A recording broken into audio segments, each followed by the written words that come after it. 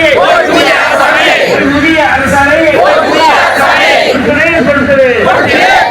கொடுக்கிறேன்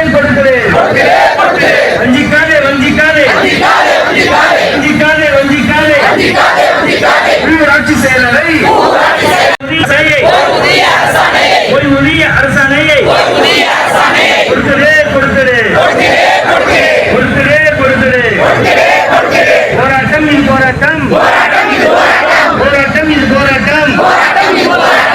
புதிய அரசாணையை வழங்கிட கேட்டு தமிழக அரசை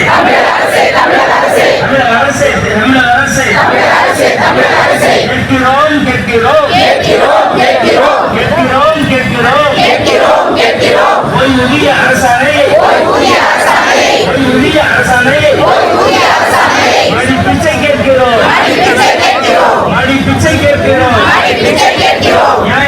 நியாயம்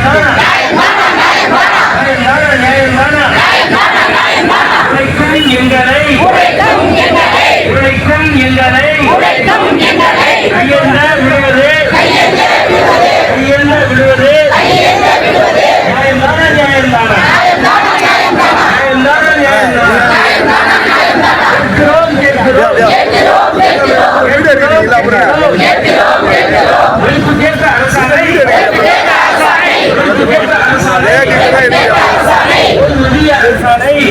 தமிழ்நாடு ஊராட்சி செயலாளர்கள் சங்கம் தமிழ்நாடு ஊராட்சி செயலாளர்கள் சங்கத்தின் சார்பாக இன்று 18ஆம் நாளாக ஊராட்சி செயலர்களை உறுதியளிக்கப்பட்ட ஓய்வூதிய திட்டத்தில் இணைக்க வேண்டும் என்ற ஒற்றை கோரிக்கையை நாங்கள் மையப்படுத்தி இன்றைக்கு சென்னையின் வீதிகளிலே பல்வேறு இடங்களில் போராட்டம் நடத்தி இன்றைக்கு சைதாப்பேட்டையில் போராட்டம் நடத்தி வருகிறோம்.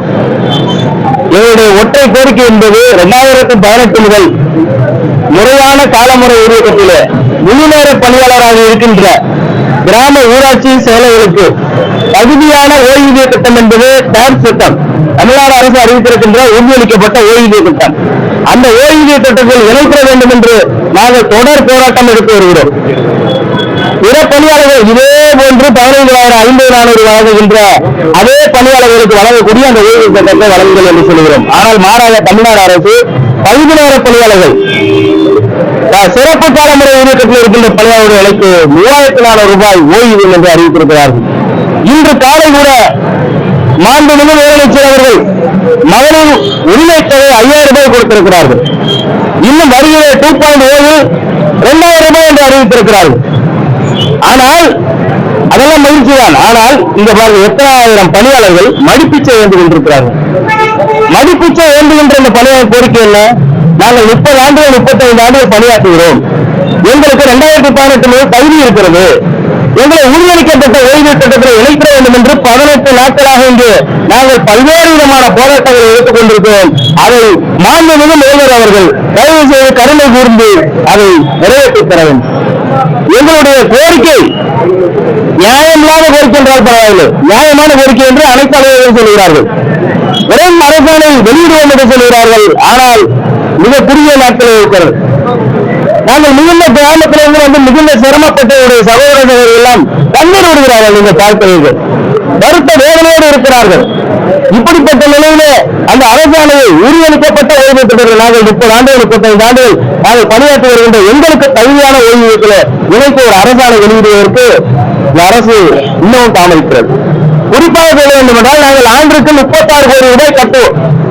நாங்கள் கட்டணம் 36 கோடி ரூபாய் கட்டுவோம். ஆனால் அரசு வழங்கக்கூடிய நிதி என்பது 3 கோடி 4 கோடியா இருக்கும். ஆக ஒரு 30 கோடி ரூபாய் அரசிற்கு வருமானம் பெறக்கூடிய விஷயத்தை நாங்கள் சொல்லிக் கொண்டிருக்கிறோம். ஆனால் இதுவரை அரசாணை வெளியிடவில்லை. உடனடியாக அரசாணை வெளியிட வேண்டும். நாங்கள் தொடர்ந்து போராட்ட களத்தில்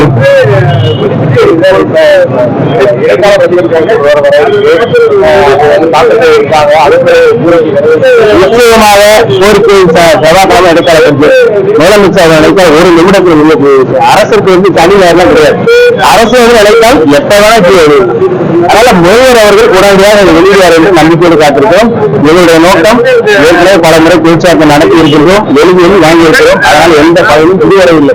எங்களுடைய நோக்கம் அரசாணை. அரசாணை நோக்கி தான் நாங்கள் போய் கொண்டிருக்கிறோம். போராட்டம் தொடர்ந்து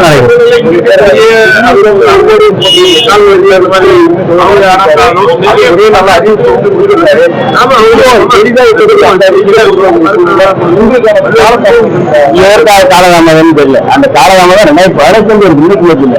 2006 எங்களை டைம் ஸ்கூல் வச்சுட்டேன். 2006 அப்ப முழு நேர பணியாளர் இருக்கேன். இதுவரை இந்த கொடுக்கல பாருங்க.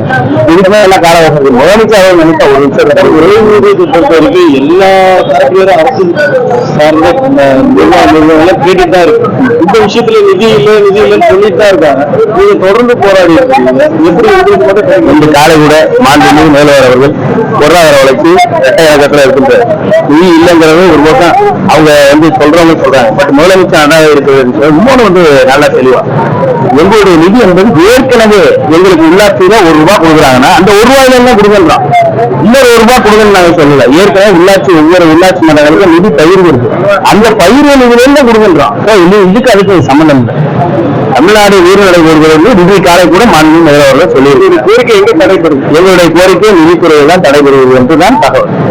நிதி இல்லைன்னாலும் நிதி இல்லை சொல்றாங்க, நிதி சுமைங்கிறாங்க. அதே காலையில ஒவ்வொரு மகளுக்கு 5000 இதுக்கு நிதி இருக்கு. அதே பொருளாதாரம் உயர்ந்திருக்கு சொல்றாங்க. ஆனா உங்களுக்கு மட்டும் கோரிக்கை நிறைவேற்றப்படல. அது நிறைவேறும் என்று காத்திருக்கிறோம். மக்கள் நலத்திற்காக எந்த அரசு இருந்தாலும் செய்வதை நாங்கள் முழு மனதோடு வரவேற்கிறோம். நாங்கள் மக்களோட இருக்கோம்.